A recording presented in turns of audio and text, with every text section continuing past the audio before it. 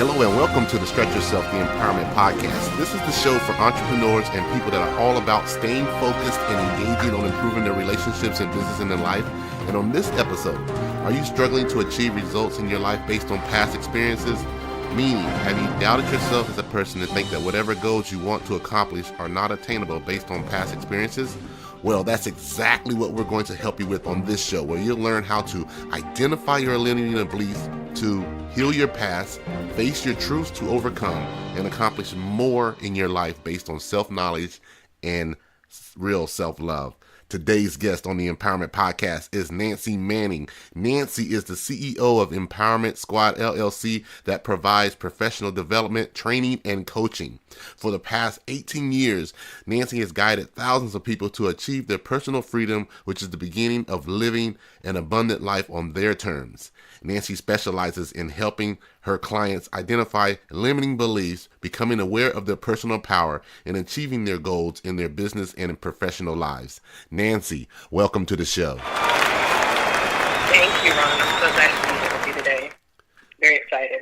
Great. So, let's just talk about how we met. So, guys, I have to tell you guys on the Stretch Yourself Empowerment community, man, I was out there on Instagram and I was scrolling and I just had to take a look-see at Nancy's page, and it was very interesting, and it struck me about self-love, awareness, and more importantly, making you realize your personal power that you have within. So I reached out with her, connected with her, and now we are doing a show, and I'm so excited. How about you, Nancy? Oh, I'm very excited. It was really great. I'm so glad that you reached out. I'm hoping that we'll be able to work on some bigger things in the future. Really excited to be on the show today. Great. So, as always, the Stretch Yourself community loves the juicy juice, the backstory, and we've been talking a lot, and I know you have a background of being in religion, like myself. You know, I was a Seventh-day Adventist, and I think you, or what were you? As far as in Christianity, okay. More in the traditional sense, without, casting any judgment, but just being in that space is what I'm coming out of since I was 21, and I'm 44 today, so. Okay, great. So, and we both know that the religious is a journey for everyone, and everybody has their own path. And I just wanted you to just briefly tell us about your background, Nancy, and how you came about your own self-awareness. Oh, awesome, Ron. I would love to share that. Well, of course, like I said, I came into the religious space at age 21, so I was very much still very young, very moldable, very looking for approval, looking for a freedom in my life. I had already experienced so much by age 21, from, a loss of a child to being raped to having abortions, just different things like that, being raised in a family of 15, being the youngest. And so there was a lot of rejection issues, things that I was already dealing with. And I was still kind of looking for my tribe at that time. And so as I stepped into that space, I gained more freedom. We're constantly learning, growing, and evolving. We're doing a lot of that, and we go from, one level of awareness to another level of awareness. And so I believe that every part of my life served a purpose. And so as I stepped into that space looking for that, I was very moldable. So I took on just a lot of, I feel, beliefs. They weren't really my own, but they worked for the moment. Because I was just looking to be accepted. I was looking to be a part of something, not realizing that because of my core beliefs as a kid that, from my upbringing, it just really it was already cemented in me, a lot of beliefs that I already had, and a lot of the religious space and the beliefs that I took on really just started to continually perpetuate the same cycles from my youth. From rejection to abandonment to just all sorts of things that I started to experience in that space. And so that, of course, coming into the religious space was a form of freedom. But then in that space, as I started to dig for myself and realize that, it was more about relationship and spirituality with self, with yourself, in our God source, right? The universe, God, whatever we want to identify that as. I needed to begin the process to find that truth for myself. And so that's kind of been evolving over the years till just about 4 or 5 years ago, where I kind of hit this little wall, I guess you can say, or this feeling of nothing's working. nothing that I'm even, I guess, believing or speaking or, walking by faith and not by sight, all these things that we kind of tell ourselves. And you know what I'm talking about, right? Yeah, definitely. Yeah, and so about 4 or 5 years ago, I kind of got to the space. My marriage was falling apart. Everything was falling apart. I'd been a leader in a very large church here locally. I'm in Greenville, South Carolina, and had been in leadership for years and had coached people and really saw people go into their freedom. And I loved it. However, I was still locked in within myself. I was still in the same pit that I was throwing people out of. We were talking about that. And Yeah. I hit this space where I said nothing wrong was working for me. Nothing at all. Wow. Nothing at all. And I had literally just crumbled and fell completely apart emotionally. So I don't know if you want me to go ahead and continue in this space, but No, that's fine. So what was one realization or one aha moment on that journey to your spiritual freedom that made you say, this is it, and I'm focused on this, I'm focused on me and loving myself and going forward from there? Oh, absolutely. That was that 4 or 5 years ago, were the beliefs that I had taken on, even, biblical beliefs that I took on, or that I said I was believing, but really wasn't believing. And that's when my marriage was falling apart. My finances were falling apart. I was way overweight. There were so many things that emotionally I was dealing with. And I came to that moment where I had to be okay with saying to myself, even being in leadership, I'm not okay. I'm not okay. I'm not happy. I don't like this. Nothing's working. And I literally went to the mountains of North Carolina to a retreat where literally I didn't eat for days. I couldn't sleep for days. But I was trying to find out what was wrong. I was looking outside of me until I had to kind of look inward. And that was the deeper realization of I am more than just this body. Actually, I'm not my body. I am a spirit. I have a soul. And I then have to focus on the entirety of who I was on a deeper level. Okay. So how challenging was it to transition from that mindset? Because we all do that. I know, just very briefly, when I was a kid, I always felt that, that religious space was not for me. And I can say that from years and years. And so I always searched. The great thing about it was my dad was a seeker too. So he was a Seventh-day Adventist minister, but he was with the Youre Witness. He was with Pentecostal. He was with Baptist. He believed we all, worshiped one God, which started my path in searching and for having that spiritual alignment. So how challenging was it for you to transition from that religious mindset? Because I started on that path, and it wasn't hard for me to transition because I was already in that seeking mode, if that's the case, the way I would be able to say it. So how challenging was it for you to transition from that religious mindset to gain that peace and that freedom that you're feeling and experiencing now? Oh, wow. That's a mouthful. Honestly, I wasn't raised. That was so great that you had that background, that, your father gave you that, I guess, some sort of a balance. I didn't have that. So when I stepped into the religious faith at 21, I had no religious, really, nothing that I could dig my heels in. I knew that there was a God, I guess, but I had nothing to dig my heels into. And so, of course, being in the religious space, there was still a lot of rules and restriction, and God was still kind of in a box to me. Yeah. It seemed that way, or in the religious box, and I know that it's to be spiritually minded is what's going to really bring life and peace. I know that now. And so it was very challenging because in the religious space, there's still sort of rules, like if you're not part of this club, then if you don't believe the way I believe, then you're wrong. True. And so I was so terrified of being judged because when I came to that realization, before I knew it, I had looked up, within myself as I came back from that retreat, and I had been, about 6 months, and I had not been to church. I had not been within that congregation. I didn't receive a call. No one checked on me. No, nothing. And I realized all the fear that I had to be rejected, to be pushed away, to not be accepted for this truth that I was coming into, all this fear that over the years as I was tapping into some truths, I was so fearful of really grabbing a hold of my own truth because I would be rejected, right? So, of course, it was the most challenging because now there's a risk of me losing my family, of me losing my tribe, which in a sense it felt that way. So I felt, I guess, alone. But what I realized that being alone, I was just learning to be all one, not necessarily lonely. I wasn't lonely. I found so much more peace.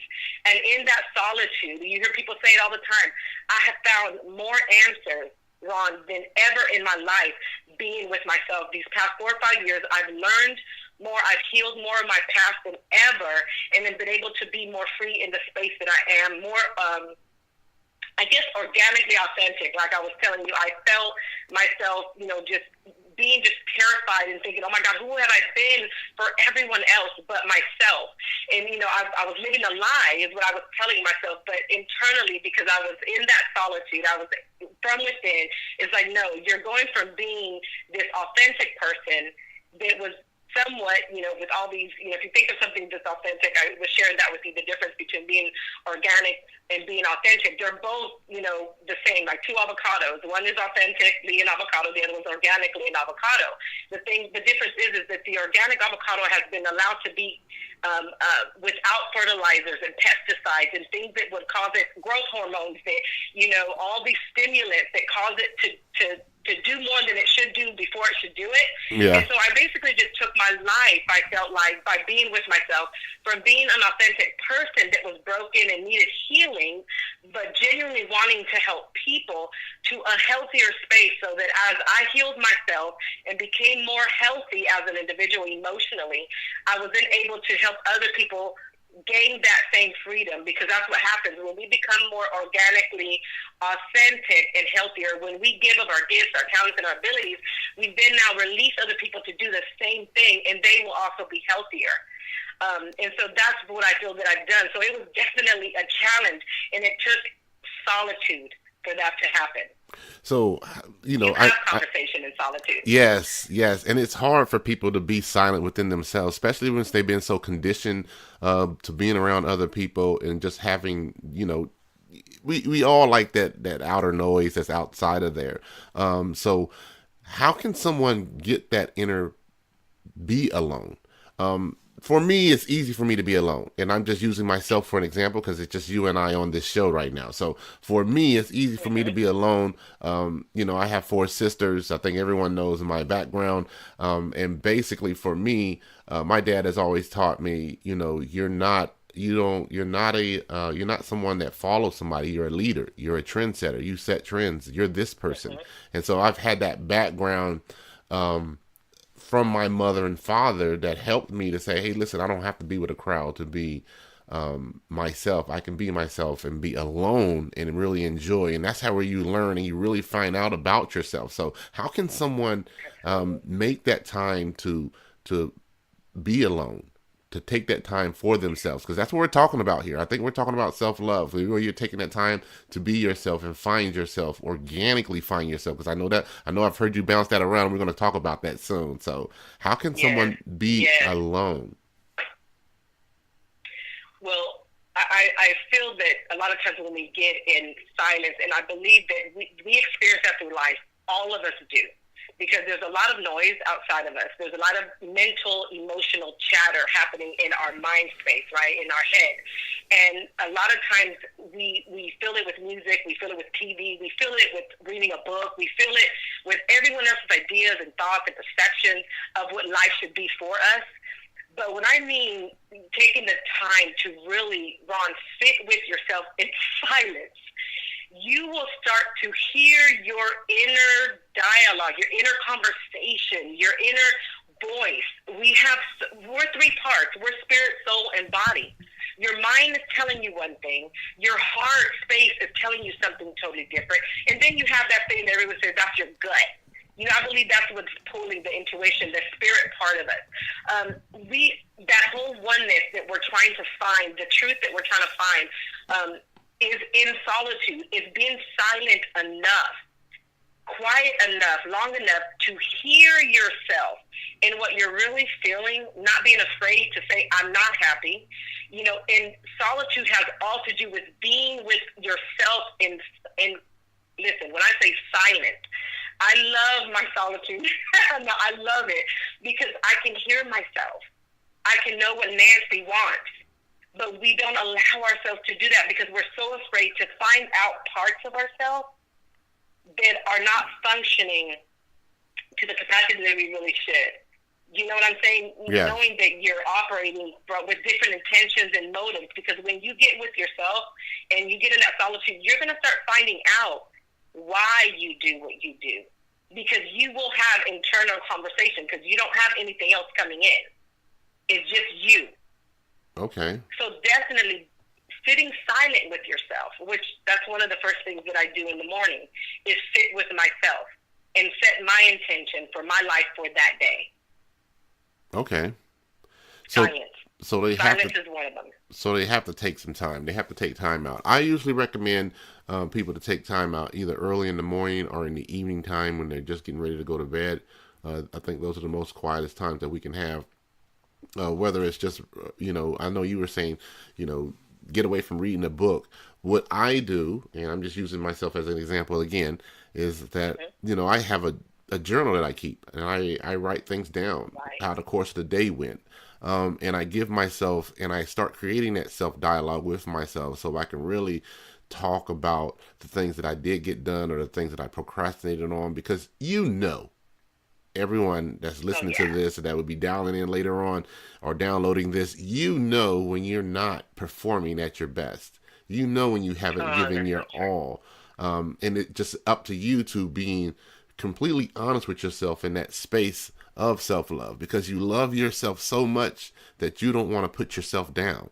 You love yourself so much that you don't want to follow through on those things that you want to achieve. That is self-love. Self-love is not selfish. So for you, after you got out of that space, you've been throwing around those words, talking about organically and authentic. And I know we had talked about that before, but I really would love for you to give the audience your definition of people saying they're being authentic, or people that are saying, well, this is the first time ever I've heard this phrase and coined it, organically. You. How can someone be organic, be just who they are? What's that definition of authentic, and then what's that definition of organic, and then, how can they be organic? What that really means. Okay. I feel that there's so many people. I've met a lot of authentic people. I feel like I've always been pretty authentic. We have a heart to do certain things. We want to help people. But what happens in the authentic space, or I'm just being me, I'm being real, right? Yeah. You hear people say that, I'm just going to be me. What you see is what you get. You hear stuff like that. But a lot of times the authentic space comes a lot of times with brokenness, beliefs, limiting beliefs, right, that maybe stem from our childhood that cause us to, our personality to be a certain way, and our personal reality comes from our personality. And so when we start creating things, and people don't like me, and you hear people say that, but that's okay because I'm going to be me. This is what you get. And the reality is that there's hurt under there, there's pain under there. If you think of the word authentic, it means to be made or done the same way as an original. True. That's what authentic actually means. So yes, you are authentically a part of the organic you, but you're not healed. You're not operating from the core of who you have always been from the moment you arrived on the planet, and we started building beliefs according to our surroundings, our environments, right? Yes. So when you think of authentic and you think of the word organic, taking ourselves from being authentic to organic is going to allow us to now begin to detox our emotions, the perceptions that people have of us, all those growth stimulants, right, from the environments we were in that caused us to start reacting, right, because we weren't really processing, we were just kind of reacting to those environments that caused us to create this personality that's now creating our reality. So if we understand that organic is us going back to a place where we're not using those fertilizers, we're not operating according to the perceptions others have of us or how they want us to perform, or allow other people to tell us how we're supposed to live our lives. And even though, if you come to me, Ron, and you say, hey, Nancy, what do you think that I should do concerning X, Y, Z? Ron, I can tell you what I think that I would do if I was you, but I'm not you. So am I really telling you what's right for you or what's right for me? You're really I'm telling you what's right for me. Yes, right? You're telling. I believe, Nancy, and this is just my 2 cents. I believe that we are telling based on our experiences and what we've went through. Mm-hmm. Although they may be similar, they may be different situations, but the similarity is there, and we are able to use that experience to share with someone else. Whether that experience is good or bad is left unto to the person that's taking it. Usually 9 times out of 10, when you're telling somebody about something, they're like, oh man, I remember I tried to do something like that and I did this and that and it didn't work for me. And they're telling you everything that's happened that was bad about those things. So I think they come from a good place of trying to help, but I think they come from a good place of bad experience that does not help. Does that make sense? Because it's a good place absolutely. in a bad experience does not help you. It's only going to help antagonize or help bring you more doubt in your mind that you have to deal with anyway from the first place when you start anything that you're trying to accomplish. Right. And I think, too, you hear people say that, even the Word God talks about that in the multitude of counselors, there's wisdom. And that's where that space is, where you're talking about, because I believe in guidance and counsel and mentorship, because other people's experiences and mistakes and things like that can allow us to kind of view our life from another person's perception, but not necessarily have to make the exact decision because our situations are similar, like what you're saying. And I think that what I was doing, I'm going to take it from my personal experience, is that I believe that I was, and I think a lot of people can do this or have done this, is that we take what people are telling us because we look up to them, or we place people on pedestals, and we take it for that's gospel, that's it, that's the truth, and that's how I'm going to do it. And we realize that their spirit, even though it was similar, that what we took wasn't working for us.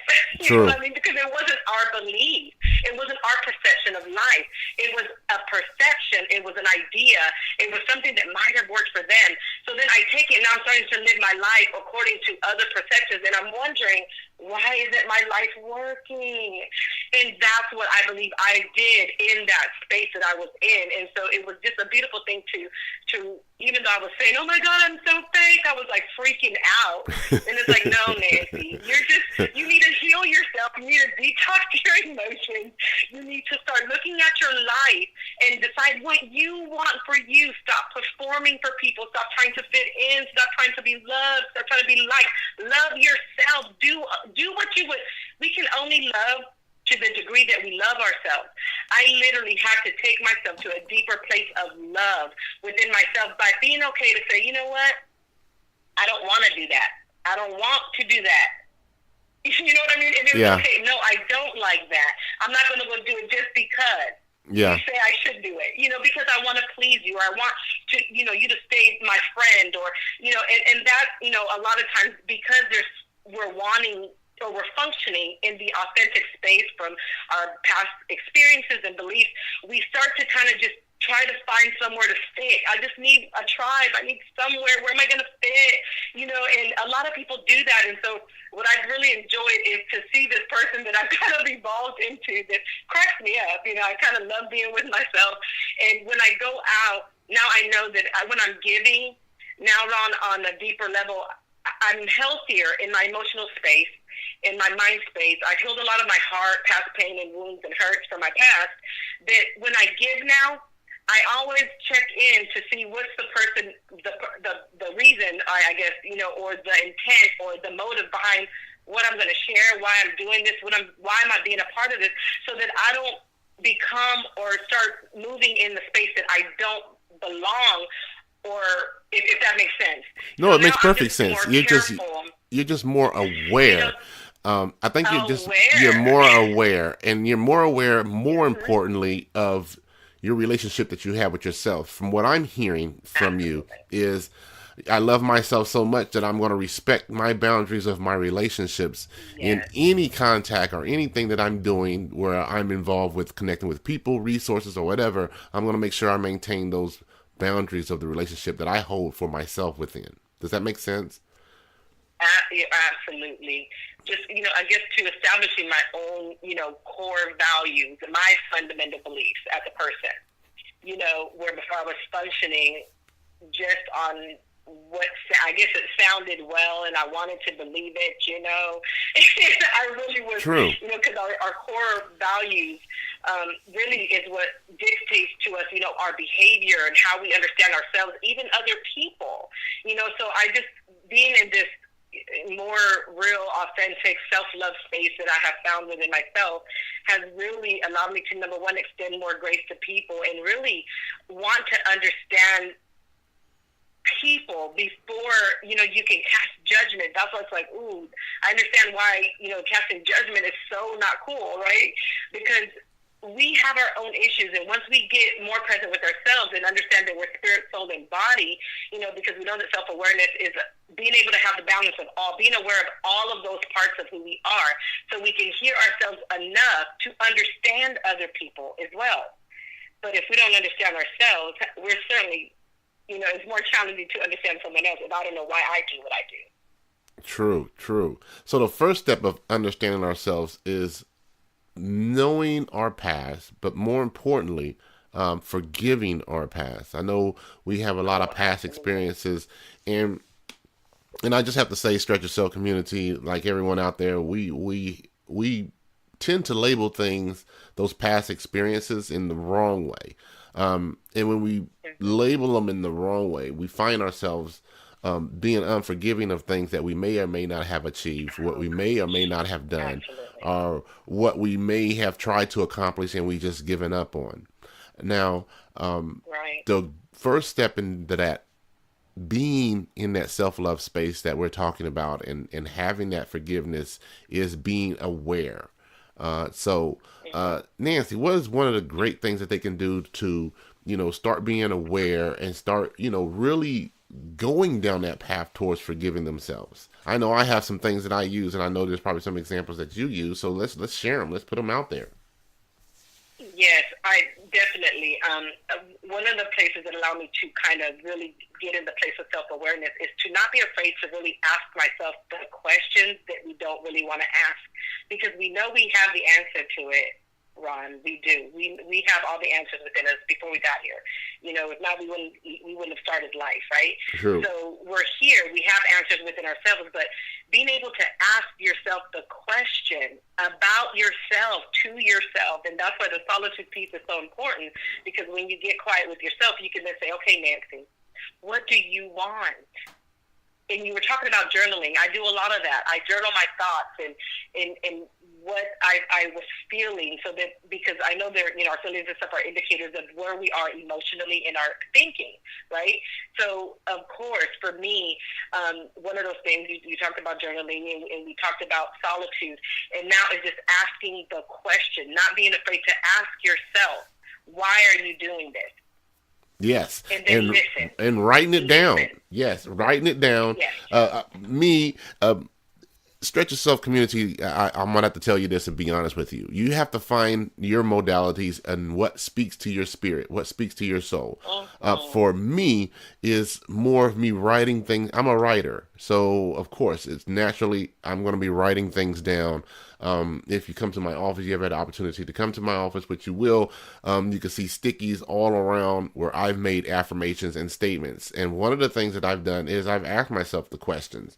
One of those questions was, and I wrote it down, and I'm still contemplating on this. Be honest, it's not going to be something that you're just going to write something down and answers are going to come to you. It's going to take you to really start exercising your mind and getting into the habit of really asking yourself, and then being open to what is responding to you is the most important thing. Yes. So I wrote down 3 of my biggest fears.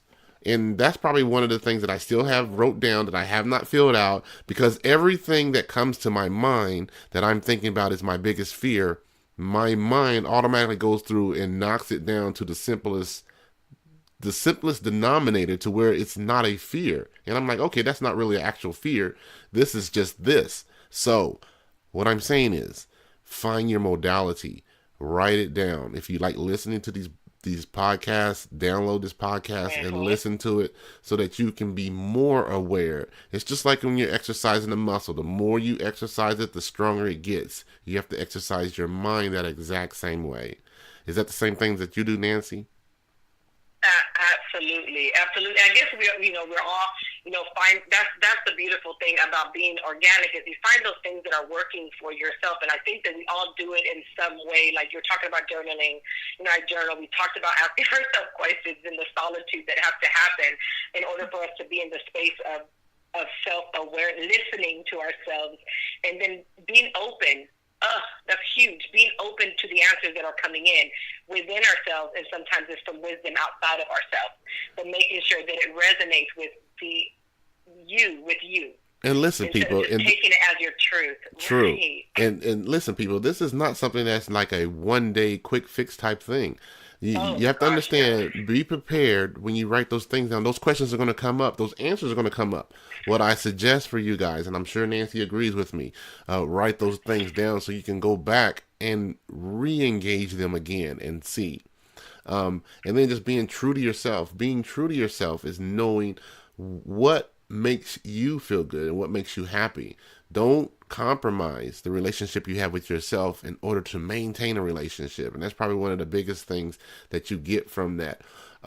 Having that self-love and forgiveness allows you to say, hey, listen, I am worthy. I am abundant. I am enough. I do have these things all within me. I just have to be me, be organically me and who I am and what I enjoy. Like I tell everyone, no expectations, no perceptions. You don't want to have no expectations of where you're thinking that it's going to be over the top and it's not. No perceptions. You got to go in open-eyed like a child, just with wonderment, just wondering what's going to happen next. Am I correct, Nancy? That's good. Oh, that's good. It's kind of being open to everything, but attaching yourself to nothing. Exactly. That's like that expectation, because it's expectation a lot of times, especially when we're talking about people, that where disappointment comes in and hurt and pain and all of that, the attachment to and the expectations that we have a lot of times with people, because everyone's growing, expanding, learning, ascending. We say all these amazing words, but yeah, those are definitely the things that that kind of help us move forward, and that's definitely one of those things. Great. So, three things. If you can give somebody that they could take away from today, yesterday, the day before yesterday, that they could walk away and say, "Hey, how can I get started on this path of learning what my beliefs are, what my limiting beliefs are? How will I know those things? What can I do to get started on knowing what my limiting beliefs are?" Okay, for sure. And I think we kind of been discussing them already, but there were so many of them. Definitely is going to be asking yourself the questions, and then, like you said, writing them down. That was really huge for me with myself. It was just like I just started to ask myself all these questions and was honest enough to write out what I was feeling in the moment and not afraid of I'm walking by faith, not by sight. Stop being negative. No, acknowledging that, right? Asking the question, and then acknowledging where you really, really are. Because you can't lie to you. You got to stop lying. We have to stop lying to ourselves about where we are, because we're living a faith walk, right? True. Acknowledgement, because once we acknowledge, we can find the answer. The answer can't come if we don't know. If we don't acknowledge the problem, how in the world are we ever going to find the answer?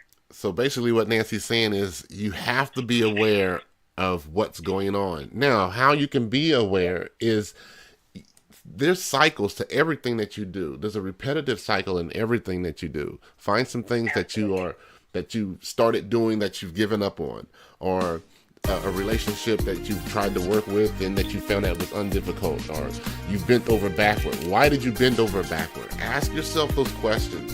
Ask yourself the tough questions, and it's not for an immediate answer. It's for contemplation in order for you to gain some insight on it and get that answer when you go within. The most important thing that you could ever do in your life is to go within and find out. Most people don't get that opportunity. I applaud prisoners because they have that time to do that. But unfortunately, the penal system doesn't have them doing those. They have them doing other things. But they do have a lot of time where they can sit back and contemplate and say, hey, what went wrong? And then how can I move forward from there? It's never, any place that you've been is never the end. So, hey, Nancy, I want to thank you for being on the show. It's been awesome. This has been wonderful. This has been some great information that we gave them. Just to give you guys a brief synopsis on Nancy, you can get in contact with her on the empowermentsquad.com. It's in development, so be patient. It will be on board for you. You can also find her anywhere on social media. On Instagram, it is Nancy_empowers. Twitter is the same thing, Nancy_empowers. And LinkedIn is Nancy Manning. So guys, again, listen, if you don't know anything about Nancy, definitely plug into her. She can definitely help you guys create and find and become aware of those limiting beliefs that you have so that you can live your best life, because that's all we're here to do. Remember that we are here amongst a million other cells that tried to get here to be blessed on this earth. So you're here with a purpose. Guys, she has a lot of things on her plate. She has a lot of things that she does. She does an empowerment squad call every Wednesday at 7 p.m. She did a live IG call on February 21st. It will be a live Instagram call with Leon Walker, and he's the author of Broken. And if you want to know any more, definitely chime in with her. She's very, very active on her Instagram. She's very, very active on her Facebook page as well.